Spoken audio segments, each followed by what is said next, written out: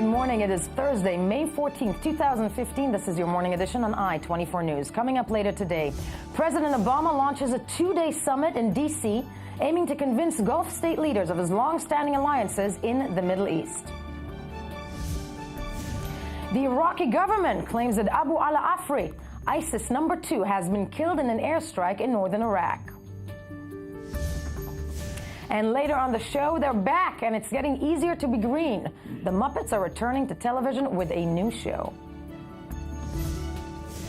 Good morning, I'm Yael Levi, and we begin with the latest from the United States, where President Barack Obama is hosting the Gulf Cooperation Council delegates for a two-day summit to counter the Yemen crisis and, above all, the impending deal the U.S. is hoping to sign with Iran come June 30th.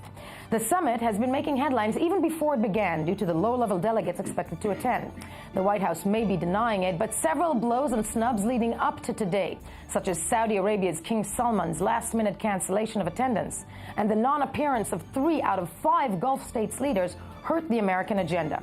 The Saudi king snub, in particular, signals that the White House's effort to reassure its long-standing U.S. Middle East allies is falling short. Yesterday, the American president went out of his way to praise 2 of Saudi Arabia's top leaders who are attending the summit instead of the king, before meeting privately with them in the White House. In a joint presser, Obama spoke of the special relationship between Saudi Arabia and the United States and the faith he has in it through difficult policy times, to quote him. But where does the United States and Gulf countries cooperation really stand vis-a-vis Iran? Now, to help us break this down, we're joined in studio by I-24 News Middle East analyst Ali Waqid. Ali, good morning to you. By Amy Kaufman, my one and only commentator. And, of course, before we discuss this, let's take a look at the following report and break it down after that. Wednesday marks the beginning of a critical summit hosted by U.S. President Barack Obama with high-ranking officials and leaders of the six-nation Gulf Cooperation Council. Even before it began, the summit generated headlines centering on who would not be attending. The decision of King Salman of Saudi Arabia to skip the event is seen by many as a snub of the highest order, meant to signal his discontent with the Obama administration's Mideast policy. Obama will instead meet with the Saudi Crown Prince Mohammed bin Nayef in the Oval Office, ahead of a dinner with the other leaders marking the beginning of the summit. The participants will head to Camp David in Maryland on Thursday to focus on the summit's agenda, primarily the enhancement of military cooperation between the U.S. and the Gulf states, in light of Iran's growing regional dominance, which has recently been in focus in Yemen, where Saudi-led forces and Iran-backed Houthi rebels yesterday began a 5-day truce. Defining a clearer defense arrangement between the GCC and other friendly countries in the United States is going to be critical to helping to push back against the terrorism. The idea of a regional missile defense system has the support of President Obama, and a package of arms deals is also expected, with U.S. arms sales experts likely to travel to the Gulf in the coming weeks. The Saudi foreign minister has hinted that the Gulf countries would be interested in upgrading their status to that of major non-NATO allies, an allusion to one country in particular. Mm-hmm. And with these, any negotiations about potential military sales take into account U.S. law requiring that the U.S. is on guard for Israel's qualitative military edge. Are you trying to suggest we would engage in negotiations that are outside the scope of U.S. law? Well, I'll just let you answer the question. We'll wait until the talks have happened before we give any readout. The GCC countries are looking for an upgrade, but doubts remain as to whether President Obama has the will and the ability to repair relations that are becoming increasingly strained. Joining us from Washington, D.C. is Foundation for Defense for Democracy's senior counselor and former Vice President Cheney's national security advisor, John Hanna. Good morning to you, Mr. Hanna. Good morning, Israel. Very, very pleased to have you with us. I want to start basically with the fact that, we're all looking at the summit being held in D.C. over the course of the next 2 days. It is no secret that Saudi Arabia seems to be snubbing it in one way, shape, or another. But the overlining issue, I think you will agree with me, is Iran when it comes to that summit. Now, we know that you in 2007, while you were still national counsel, while you were the advisor for Cheney, you were actually quoted as basically saying that in 2007 there was a plan to call it the year of Iran, that the U.S. was almost ready to attack Iran at that point in time. Is that the case, and if so, why? You're talking about 2007 now? Yes. Well, what I said that very early in 2007 to a to a foreign diplomat who then subsequently leaked it to the press. What my intention was to say that 2007 was really the year that the Bush administration had to make a decision on what kind of strategy it was going to pursue to end the Iranian nuclear program, including possibly the use of military force. There was only 2 years left in that administration. Would have been very hard to get something done by 2008. And as it turned out, 2007 was a critical year for Bush administration policy in Iran, because at the end of that year, you might remember, we had the infamous NIE on Iran's nuclear program that said, in effect, that Iran had suspended the nuclear weapons part of its program, even though it continued its enrichment program. And that, in effect, I think, put an end to the Bush efforts to prevent the Iranian nuclear program from moving forward. Looking at the current administration, the Obama administration's attempt to a new strategy, or the talks that are underway and supposed to be concluded in June 30th.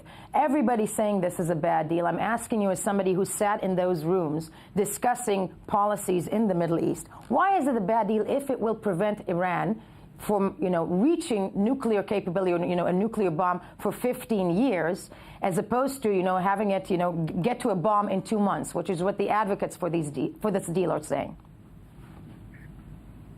Well, the question of 10 to 15 years, I mean, this in effect guarantees that even if they obey this deal in 10 to 15 years, they could have a massive industrial-sized nuclear program and be within days of an actual nuclear arsenal, not even a single bomb. It gives them massive sanctions relief that is going to pour fuel onto the fire of a region that is already spinning out of control. And of course, I think this will not simply pave the way for an Iranian nuclear program. It will trigger a proliferation cascade throughout the rest of the Middle East, which of course is precisely what this summit in Washington, D.C.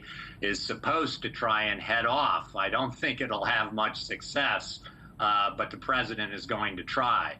There are some who will argue that, the president or the White House these days believe that in order to combat ISIS, Iran is needed because of its position in the Middle East. And exactly what you mentioned just now, that the Middle East is on fire, ISIS is taking over, and Iran is needed as an ally. Would you agree? I would almost completely disagree. I think that in the case of ISIS and this Sunni radicalism and takfirism that is spreading throughout the region, that when you actually look at how these events unfolded, that in fact Iran, and in particular the Iranian-backed proxy in Damascus, Bashar al-Assad, that these people, their brutality, their repression of Sunni populations, both in Syria and in Iraq, are in fact the spark that lit the ISIS flame. And imagining that they are now going to come in and be part of the solution in crushing ISIS, they may succeed in crushing ISIS, but I think they'll then only pave the way for ISIS 2.0. And a very valid point, because, for people sitting in the Middle East, there are many who claim that actually it was Iraq 2003 and that operation that was the instigating point for the creation of ISIS. That anything done by, foreign forces, or actually any kind of meddling of Western powers, be it the United States under any administration, is something that creates these, these groups. But in order to combat them now, maybe it's needed to find new allies in the Middle East. Well, I think you do need new allies, but the solution to the ISIS problem and the solution to Sunni jihadism in general it seems to me, those partners need to come probably first and foremost out of the Sunni community in Iraq. Say what you want about 2003 and whatever it did to, let's say, encourage or unleash extremist forces in Iraq, that by 2007, George Bush and the American military had found a formula to mobilize Iraq's Sunni community, and it was actually the first Sunni community in recent decades that actually took up arms and defeated an Islamic extremist group, which was Al-Qaeda in Iraq.